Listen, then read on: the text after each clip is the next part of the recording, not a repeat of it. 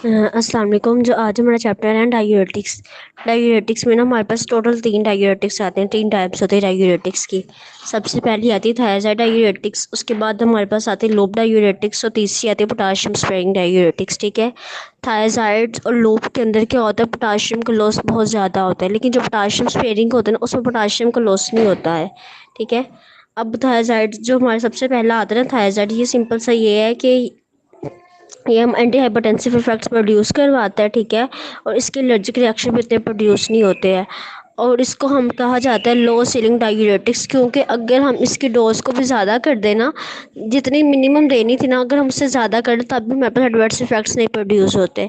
अब इसका हमने ये हमारे पास जिसकी टाइप्स में आती है ना, क्लोरोथाइजाइड्स आते हैं, हाइड्रोक्लोरोथाइजाइड्स आते हैं। ठीक है। अब यह क्या करवाते हैं हमारे पास, मैंने ना लास्ट जो वीडियो आपको शेयर की थी ना उसमें मैंने आपको बताया था कि जो हमारे पास थायराइड डायूरेटिक्स होते हैं ना, ये सोडियम वाटर की जो एक्सक्रीशन होती है ना उसको ज़्यादा करवाते हैं। बस ये पोजीशन कहाँ पे होती है, कहाँ ज़्यादा करवाते हैं, डिस्टल कन्वोल्यूटिव ट्यूब्यूल्स के अंदर ये सोडियम और वाटर की जो रीअब्जॉर्प्शन है ना, एक्सक्रीशन है, उसको ज़्यादा करवाते हैं। ठीक है। बॉडी से ज़्यादा एलिमिनेट करते हैं और इस तरह से ब्लड वॉल्यूम को ये कम करते हैं। ब्लड वॉल्यूम कम होने की वजह से क्या होगा, हमारा ब्लड प्रेशर कम होगा। ठीक है। अब इनका एक्शन क्या होगा, सबसे पहले तो ये सोडियम और क्लोराइड की जो एक्सक्रीशन है ना उसको ज़्यादा करवाएंगे। ठीक है। फिर दूसरा ना, हमारे जो यूरिन में कैल्शियम की एक्सक्रीशन है ना उसको भी कम करेंगे। तीसरा हमारे पास क्या होगा, पेरिफेरल वेस्कुलर रेजिस्टेंस होगी, उसको ज़्यादा उसको कम करेंगे। और थेराप्यूटिक यूजेस में सिंपल से आपने याद करना, हाइपरटेंशन को ट्रीटमेंट करने के लिए यूज़ किया जाता है, हार्ट फेलियर में हम दे सकते हैं। ठीक है। अब जो क्या कहते हैं लूप डायूरेटिक्स होते हैं ना, वो हमारे पास क्या होता है, हार्ट फेलियर में हम लोग उनको ज़्यादा प्रेफर किया जाता है as compare to thiazide diuretics. और जो किडनी के पेशेंट होते हैं ना उनमें भी हम थायराइड्स को प्रेफर नहीं करते, लूप को प्रेफर किया जाता है। अब दूसरी चीज़ हमारे पास इसके बाद आता है हाइपर कैल्सियूरिया, यानी कि जब हमने ब्लड के अंदर कैल्शियम का लेवल ज़्यादा करना है ना तो हम इसको देंगे, क्योंकि ये ना यूरिन के अंदर कैल्शियम की जो एक्सक्रीशन है ना उसको कम करवाता है और बॉडी के अंदर कैल्शियम का लेवल ज़्यादा करवाता है। ठीक है। और डायबिटीज इंसिपिडियस के केस में भी हम लोग उसको यूज़ करते हैं।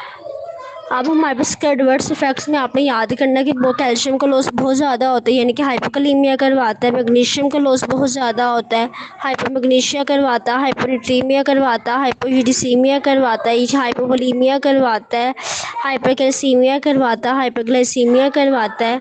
ठीक है। ये सारे इसके थे यूजेस, एडवर्स इफेक्ट्स थे सारे, सॉरी।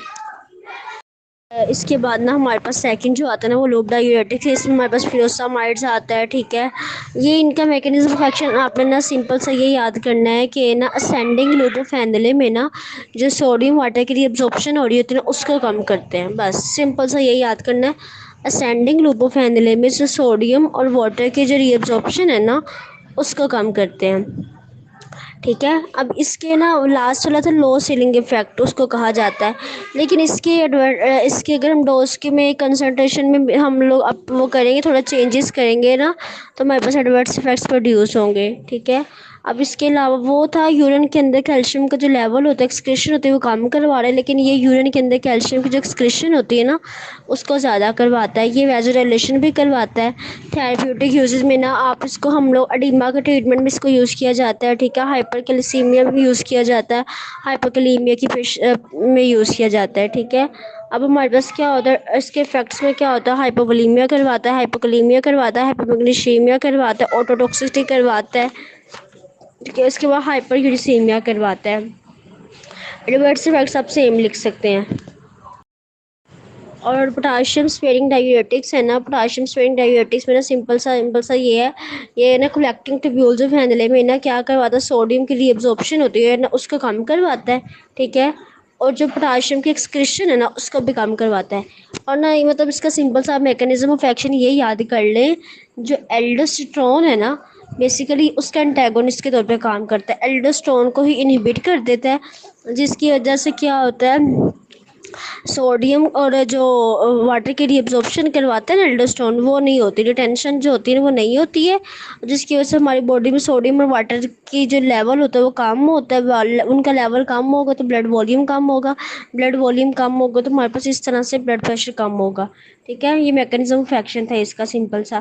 थेराप्यूटिक यूजेस में आपको सिंपल से याद करना है कि अडीमा को ट्रीट करने के लिए हम इसको यूज़ करते हैं, हाइपोकलीमिया के लिए यूज़ करते हैं, हार्ट फेलियर में हम इसको यूज़ करते हैं, रेजिस्टेंस हाइपरटेंशन में यूज़ करते हैं, पॉलीसिस्टिक ओवरी सिंड्रोम में इसको यूज़ करते हैं बस।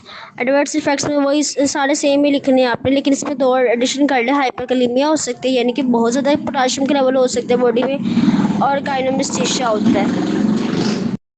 इसके बाद हमारे पास ट्राई एम्ट्रीन आता है और अमाइलोडोन आता है। ठीक है, ये सिंपल से क्या करवाता है, एपिथेलियल के अंदर जो सोडियम चैनल्स होते हैं उनको ब्लॉक करवाता है। ठीक है, एपिथेलियल में सोडियम चैनल्स ब्लॉक होने की वजह से जो सोडियम और पोटाशियम की एक्सचेंज होगी वो कम होगी, और इसके साथ साथ ना ये एंटागोनिस्ट के तौर पर काम करता है किसके, एल्डोस्टेरोन को, और वो सारा काम प्रोड्यूस करवाता है। क्या उसके बाद हमारे पास आ जाते हैं कार्बोनिक एनहाइड्रेज इनहिबिटर्स, उसमें हमारे पास जो ड्रग आती है ना वो एसिटाजोलामाइड आती है। ठीक है, एसिटाजोलामाइड का मैकेनिज्म ऑफ एक्शन आपने ना सिंपल सा ये याद कर ले कि हमारे पास जो कार्बोनिक एनहाइड्रेज इंजाइम होता है ना जो सेल के अंदर प्रेजेंट होता है उसको इनहिबिट कर देते हैं। उस इंजाइम ने क्या करना होता है, जो कार्बन डाइऑक्साइड और वाटर होता है ना हमारे पास उसको कन्वर्ट करेगा किसमें, हाइड्रोजन आयन में और बाइकार्बोनेट के अंदर। ठीक है, सिंपल सा ये है कि हमारे पास एसिटाजोलामाइड है, वो कार्बोनिक एनहाइड्रेज इंजाइम को इनहिबिट करता है, उस इंजाइम ने कार्बन डाइऑक्साइड और वाटर को हाइड्रोजन आयन में और बाइकार्बोनेट में कन्वर्ट करना होता है। ठीक है, अब जिसकी वजह से क्या होता है, हमारे पास जो हाइड्रोजन आयन की सेक्रेशन होती है ना वो कम हो जाती है और बाइकार्बोनेट की एक्सक्रीशन ज़्यादा हो जाती है। इस तरह से डायूरेटिक्स के इफेक्ट्स प्रोड्यूस होते हैं। अब इसके थेरेप्यूटिक यूजेस में सिंपल सा है कि हम इसको ग्लाइकोमा में यूज़ करते हैं, अल्टीट्यूड सिकनेस के लिए यूज़ करते हैं। ठीक है, एडवर्स इफेक्ट्स में ही मेटाबॉलिक एसिडोसिस करवाता है, पोटाशियम की डिप्लेक्शन करवाता है। ठीक है, और रेनल में स्टोन फॉर्मेशन हो जाती है, ड्रोजिनस हो सकती है, पैरास्थीसिया हो सकता है। ठीक है, उसके बाद हमारे पास ऑस्मोटिक डायूरेटिक्स आते हैं, ये मेंटोल होता है, और ये बेसिकली ना जो ब्रेन के अंदर एडिमा वगैरह होता है ना उसके लिए हम इसको यूज़ किया जाता है, यानी ये जो इंट्राक्रेनियल प्रेशर होता है ना ब्रेन के अंदर उसको कम करने के लिए हम लोग मैनिटोल देते हैं। और हमारे पास क्या होता है इसके अंदर, हम ये डिहाइड्रेशन वगैरह करवा देता है। ठीक है, इसके अलावा जो वाटर की एक्सपेंशन होती है ना वो भी ज़्यादा करवा देता है। ये बस सिंपल सा था मेंटोल का कि इंट्राक्रेनियल प्रेशर को कम करने के लिए हम लोग मेंटोल कर देते हैं। ये था हमारे पास ऑस्मोटिक डायूरेटिक्स, ये सिंपल सा इतना सा चैप्टर था डायूरेटिक्स।